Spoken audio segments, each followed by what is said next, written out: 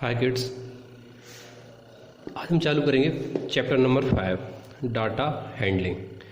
तो data handling क्या होता है, किसी भी डेटा क्या होता है। सबसे पहले हम बात करते हैं डेटा की। कोई भी इंफॉर्मेशन यदि किसी विशेष रीजन से कलेक्ट की जाती है तो उसको हम बोलते हैं डाटा। और हैंडलिंग का मतलब होता है संभालना। तो इसका सीधा सा मतलब है कि हम डाटा को संभालना सीखेंगे, किस तरीके से डाटा को संभाला जाता है या उसे कुछ इस तरीके से व्यवस्थित कर दिया जाता है जिससे हम उसे ईजी वे में कोई भी व्यक्ति समझ सकता है। तो अब आते हैं लुकिंग फॉर इंफॉर्मेशन। ठीक है, यहाँ पे देखा the information collected in a such cases is called data. यदि आप किसी भी तरीके से कोई भी इंफॉर्मेशन को किसी विशेष रीजन से आप इकट्ठा करते हो तो उसको हम बोलते हैं डाटा। ठीक है, तो इसकी बेसिकली डेफिनेशन है यहाँ पे जो आप देख रहे हैं, information collected in all such cases is called data. अब इसके बाद देखते हैं, हम कुछ चीज़ों से हम बहुत पहले से फैमिलियर हैं, जैसे कि है पिक्टोग्राफ। पिक्टोग्राफ में क्या होता था कि एक पिक्चर दी होती थी और उस पिक्चर के जरिए हम पता करते थे कि नीचे दिए हुए क्वेश्चन के आंसर क्या हैं। इससे क्या होता था कि हर व्यक्ति को समझने में आसानी होती है कि ये किस तरीके से किस तरीके से चीज़ें चल रही हैं। तो इससे क्या होता है, हर व्यक्ति को समझ में आता है ईजी वे में कि हमें क्या इन्फॉर्मेशन दी हुई है। जैसे कि यहाँ लिखा हुआ है pictorial representation of data using symbols. ठीक है, जैसे कि जुलाई। अब कोई भी व्यक्ति जो शायद हो सकता है इतना साक्षर ना हो, पर उसे ये देख के समझ में आता है कि कोई ना कोई बात किसी की जा रही, कार की बात की जा रही है और जुलाई लिखा है मतलब कोई सेलिंग की बात कर रहा है। अब यहाँ क्या लिखा है, एक फुल का मतलब कितना है 100 कार्स। मतलब एक पूरी कार यदि बनी हुई है पिक्चर में तो उसका मतलब है कि 100 कार्स हैं। अब यहाँ पे आप देख रहे हो जैसे जुलाई, तो जुलाई में 1, 2 और एक हाफ कार बनी हुई है, मतलब 100 + 100 + 50। क्योंकि यदि पूरा 100 है तो हम एक हाफ को कितने में कैलकुलेट कर सकते हैं, 50 में। तो इस तरीके से क्या होता है, जब कोई अपन इन्फॉर्मेशन शो की जाती है तो ये काफ़ी ईजी तरीके से लोगों को कन्वे होती है, उन्हें समझ में आ जाती है। अब इसी पे बेस्ड क्या होते हैं, क्वेश्चंस होते हैं। How many car were produce in month of July. तो जुलाई में आपने कितनी कार बनाई हैं। तो ये क्या होता है, ये बहुत अच्छा तरीका होता है इन्फॉर्मेशन को शो करने का और इजी रीडेबल होता है ये हर किसी व्यक्ति के लिए। इसके लिए किसी विशेष तरीके की जरूरत नहीं पड़ेगी आपको समझाने के लिए। अब इसी में आता है सेकेंड स्टेप होती है बार ग्राफ। बार ग्राफ से हम पहले से भी फैमिलियर हैं और एक बार हम फिर से इसको डिस्कस करते हैं। Display of information using bars. तो ये इसकी डेफिनेशन भी है, इसको भी आप लिख सकते हो। A display of information using bars of uniform with their heights being proportional to the respective values. ठीक, तो बार ग्राफ में क्या किया जाता है, हम कुछ इस तरीके से इंफॉर्मेशन को शो करते हैं और इनके बीच में कुछ ना कुछ एक डिस्टेंस मेंटेन किया जाता है। अब हम जरूरी नहीं है कि आप इसको सिर्फ एक ही हाइट में या जिस तरीके से असेंडिंग तरीका या डिसेंडिंग तरीके से आप बार ग्राफ बनाओ। आप इन्फॉर्मेशन को आगे पीछे करके भी हो सकता है। देखिए, मान लेते हैं कि 2003 2004 में कोई वैल्यू बड़ी होती तो जरूरी नहीं है कि ये सिर्फ असेंडिंग या डिसेंडिंग में भी है। आप किसी भी तरीके से अरेंज कर सकते हो। ये डिपेंड करता है कि क्या वैल्यू क्वेश्चन में हमें दी गई है।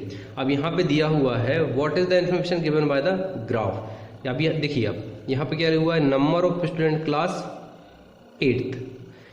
नंबर ऑफ स्टूडेंट क्लास मतलब क्लास 8th में 2003 और 2004 के बैच में कितने बच्चे थे, सिर्फ 100 बच्चे थे। बल्कि 2004-2005 में वो क्या हो गए थे, 200 बच्चे हो गए हैं। तो इस तरीके से बढ़ रहा है। तो ये इन्फॉर्मेशन किसके लिए दी गई है, ये इन्फॉर्मेशन बताती है कि किसी स्कूल में बच्चे 8th क्लास में किस तरीके से किस ईयर में बढ़ गए हैं।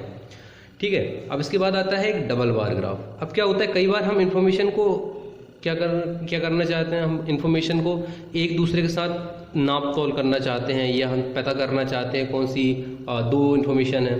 दो इन्फॉर्मेशन में से एक ही बंदे की दो इन्फॉर्मेशन है। जैसे मान लेते हैं कोई एक बच्चा है, उसके आप मैथ्स के मार्क और साइंस के मार्क्स का कंपैरिजन करना चाहते हो। यदि आप कंपैरिजन कर रहे हो तो आपको क्या करना पड़ेगा, फिर डबल बार ग्राफ का यूज़ करना पड़ेगा। अब डबल बार ग्राफ में क्या होता है कि जिस तरीके से हम यहाँ सिंगल बार ग्राफ बनाते हैं वैसे ही होता है, बस इसमें अंतर ये हो जाता है कि इसमें डबल ग्राफ बनते हैं। जैसे कि उन्होंने यहाँ पे क्या किया हुआ है, marks obtained by a student 2005, 6 और 6, 7। ठीक, मैथ्स में किसी एक स्टूडेंट को 2005, 6 में जो मार्क्स थे और 2006, 7 में जो मार्क्स थे, इनका इवैल्यूएशन किया गया है। तो यहाँ पे आप देख सकते हो कि डबल बार ग्राफ में हमें इजीली पता चल जाता है कि किस ईयर में उसका परफॉर्मेंस कैसा रहा। अब ये आपके लिए एक टास्क भी हो सकता है कि आप क्या करो, अब आपके जो लास्ट ईयर के मार्क्स हैं उन मार्क्स को लेकर आपको भी एक बार ग्राफ बना के मुझे सेंड करना है। अब आगे आते हैं, ये समझ में आ गया होगा। और डबल बार ग्राफ की डेफिनेशन भी है, a bar graph showing two set of data simultaneously, it is useful for the comparison of data. मतलब ये किसके लिए यूज़ किया जाता है? कंपेरिजन के लिए। अब ऑर्गेनाइजिंग डाटा, अब डाटा को किस तरीके से हम ऑर्गेनाइज करेंगे। अब यहाँ आप देख सकते हो कि बहुत सारी चीज़ें दी हुई हैं, art, mathematics, science, English, maths. तो आप क्या कर सकते हो, इनमें से हम सबसे पहले चूज़ करेंगे कि मेन चीज़ें क्या हैं। तो यहाँ हमें दिख रहा है कि ये सारी किस चीज़ के लिए बात कर रही है, सब्जेक्ट है। जैसे आप हिंदी इंग्लिश पढ़ते हो वैसे ये सब्जेक्ट है, आर्ट है, मैथमेटिक्स है, साइंस है, इंग्लिश है, फिर मैथमेटिक्स है। तो ये सारे सब्जेक्ट हैं। मतलब जब हम ग्राफ को इसको हम अरेंज करेंगे तो हम किस तरीके से इसको अरेंज करेंगे, कुछ इस तरीके से। अब इसको क्या बोलते हैं? Frequency distribution table. इसको अपन फ्रीक्वेंसी डिस्ट्रीब्यूशन टेबल बोला जाता है। इसमें सबसे पहले हमें समझ में आ गया सब्जेक्ट। अब हमने आर्ट, मैथमेटिक्स, साइंस और इंग्लिश जो हमें लास्ट में दिया हुआ था उनको हम इस तरीके से अरेंज कर लेते हैं। अब इनकी जो काउंटिंग होती है इनकी काउंटिंग से ही हम ये वाली लाइंस बनाते हैं।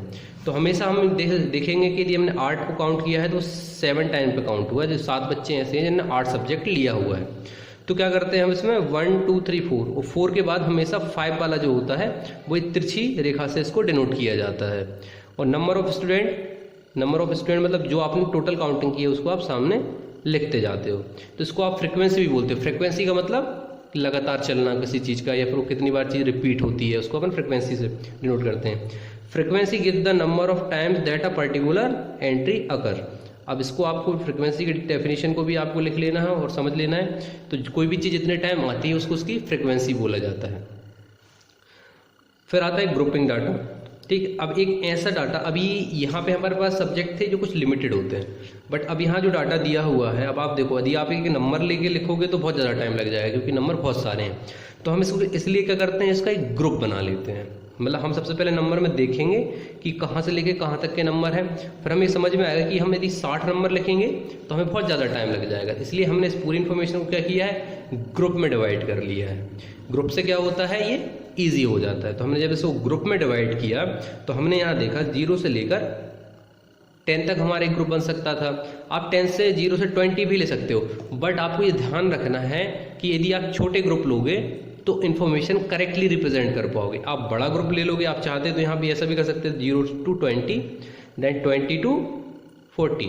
आप 20-20 का भी कर सकते थे, उसमें भी कोई प्रॉब्लम नहीं है। सेकंड केस, अब हमेशा ये चीज़ आपको ध्यान रखनी है कि जब यहाँ 0 से लेकर 10 दिया है तो यहाँ पे 10 को कंसिडर नहीं किया जाता। 10 कंसिडर होता है सेकंड में।